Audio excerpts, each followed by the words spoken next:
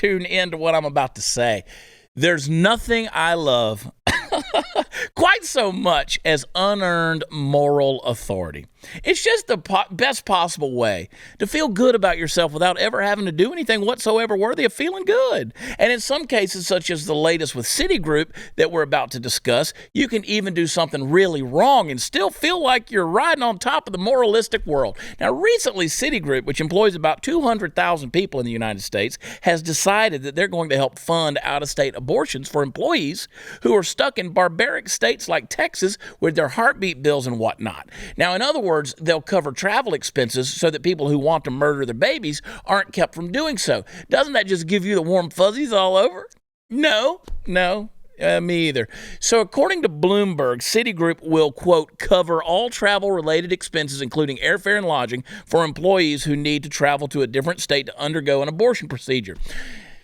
Now, if you had virtue signaling for 1,000 points, you just won the round. Now, it's not particularly surprising to me, and probably not to you either, that a big corporation like this would choose to land on the woke side of a debate to which they should not have invited themselves in the first place. Nor does it surprise me that there is this broad swath of people in this country who believe that the killing of the unborn not only isn't murder, but should be sanctioned by the state and considered health care.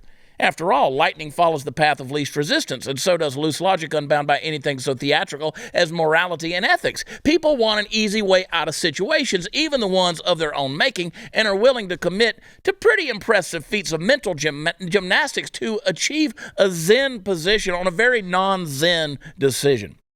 Now, what does surprise me a little is the rapidity with which we allowed this little earworm to turn into an entire infestation of our collective hearts and minds. In the 90s, abortion was touted as something that should be safe, legal, and rare.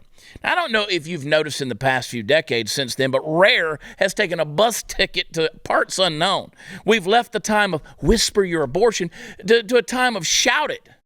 We've gone from acknowledging tacitly that abortion was wrong while wanting to maintain it so that it could lead whatever lives we chose to leading whatever lives we choose and including abortion as a part of the fun, a milestone along the journey. Like if you hadn't had an abortion, you're missing out. These are the times we live in. It's cold comfort when we callously discard the lives of tens of thousands of children every single year in this country. And if you live in a state that's trying to put a cork in the hole that's leaking life and innocence from your country, well, Citigroup is here to throw down a rope ladder and help lift you out of that barbaric system. F you, Citigroup. I don't know how things will go down over the next 10 years, the next 100 or next 1,000. When I say that I'm standing on the right side of history, I have no proof that a purer, more honest distillation of the atrocities we commit against ourselves will come anytime soon, nor that I will be remembered as having stood against it. But I can tell you this. With my platform, with my person, and with everything I have that persuades, I will fight you and your garbage philosophy. Get bent, you bunch of woke corporate cowards. Cancel those cards. Cancel your bank account. Screw you, Citigroup. Corporate tyranny, man. Corporate tyranny. But nothing.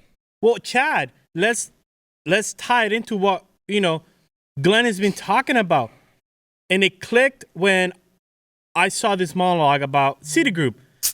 Now it makes sense why companies have gone so woke. It's because of that little book called The Great Reset, ESG, the future, the reset, the great narrative. ESG, man. ESG. Environmental. Social governance. It's how they're going to judge these corporations. It's how they're going to do business on their ESG scores.